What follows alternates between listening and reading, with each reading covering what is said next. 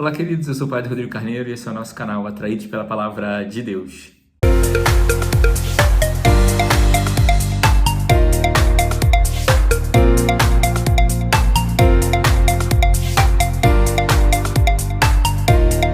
Bem, então seja muito bem-vindo, você que é um atraído pela Palavra de Deus, você que está fazendo uma experiência com a Palavra conosco, você que está conhecendo aí o nosso canal, que está vivendo esse tempo de graça, de maneira especial nesse tempo da Quaresma. É muito importante nós meditarmos a Palavra de Deus, né?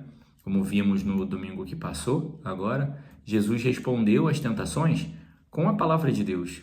Então isso mostra a importância, a relevância que ela precisa ter na nossa vida, como resposta para as tentações, como uma forma de viver essa palavra, de deixar com que ela saia dos nossos lábios, que ela seja uma manifestação na nossa vida de verdade. Bem, hoje então, quarta-feira, a primeira leitura do livro de Jonas, né? Ela começa dizendo que a palavra de Deus foi dirigida uma segunda vez a Jonas. Então, ou seja, isso manifesta que Deus não desiste de nós. Se ele manifestou uma segunda, é porque, obviamente, ele manifestou uma primeira vez.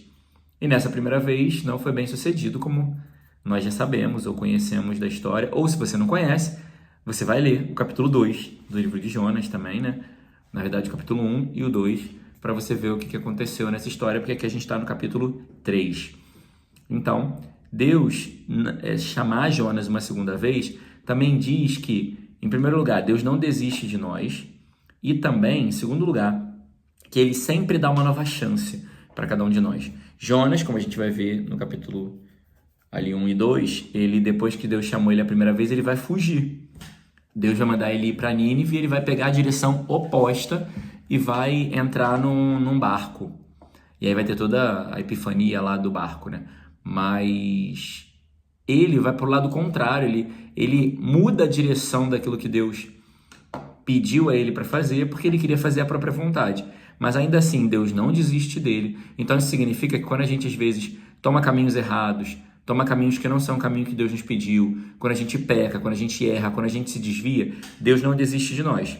E o segundo ponto é que ele sempre nos convida a uma nova chance. Deus, a maneira de Deus não desistir é nos chamar de novo, e manter os braços abertos para nos acolher, para que a gente volte.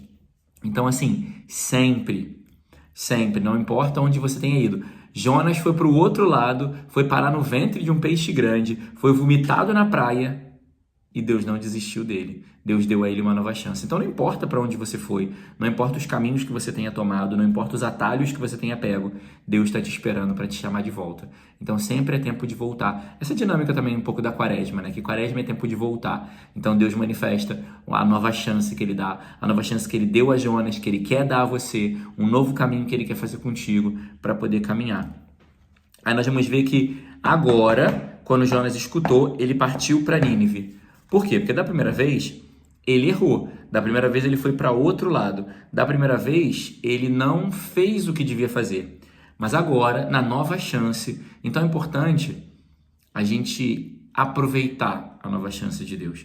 Deus está dando uma chance para cada um de nós, né? Está refazendo o nosso chamado, renovando o chamado e o convite para ser dele, para fazer a vontade dele. Então, como Jonas, a gente precisa aproveitar a oportunidade que Deus está dando. Se Deus está renovando o teu chamado, está querendo renovar a tua vida, a tua vocação, né, como mãe, como pai, seja, né, como avó, como marido, como esposa, não perca essa oportunidade, mas faça o que Deus está te pedindo. Vá para onde Deus está te mandando. E aí nós vamos ver que vai dizer que Nínive era uma cidade muito grande, que Jonas tinha que levaria 3 dias andando para percorrer toda a cidade. Mas vai dizer que ele passou o dia inteiro e depois já vai dizer que o povo começou a saber da história. E vai dizer que a história chegou, não foi Jonas que foi lá, mas a notícia chegou até o rei. Então, ou seja, olha que interessante. Jonas, ele tinha uma grande cidade para percorrer. Como eu e você, às vezes, temos muitas coisas para fazer.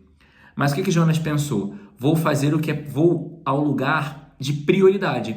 Então Jonas pensou, onde eu vou? Se eu for no mercado tem muita gente, eu anuncio ali e aquelas pessoas vão multiplicar a notícia. Se eu for na peixaria, também é um lugar onde passa muita gente. Essa notícia. Então Jonas gastou um dia inteiro, focou naquilo que era mais importante, focou naquilo que era prioridade. Então, ou seja, quando a gente tem muita coisa para fazer ou um caminho muito longo para percorrer, tem que focar naquilo que é prioridade. E acabou que, de certa forma, a notícia se espalhou, porque Jonas usou a capacidade dele, a inteligência dele, para focar naquilo que era mais importante. Então, talvez a gente não está conseguindo, porque Jonas entendeu que ele não ia dar conta de tudo. Ele não ia conseguir cruzar a cidade toda. Então, ele focou naquilo que era mais importante. Talvez você não está dando conta das coisas que você está fazendo, que você tem que fazer, porque você não está focando naquilo que é mais importante. Você talvez esteja indo por outro caminho. Está fazendo ainda, insistindo com coisas que talvez não sejam para agora, não é para esse momento, ou talvez nem é para você. Então, foca naquilo que é mais importante, que a obra de Deus ela vai se desenvolvendo e acontecendo. Também nós vamos ver que o povo, quando escutou a mensagem de Jonas, eles se arrependeram. Só que eles se arrependeram e proclamaram um jejum, se vestiram de cinzas, nem os animais iam comer. Por quê? Porque o arrependimento exige atitudes. Atitudes de fazer algo diferente, atitude de mudar. Não adianta eu dizer que estou arrependido e continuar fazendo as mesmas coisas.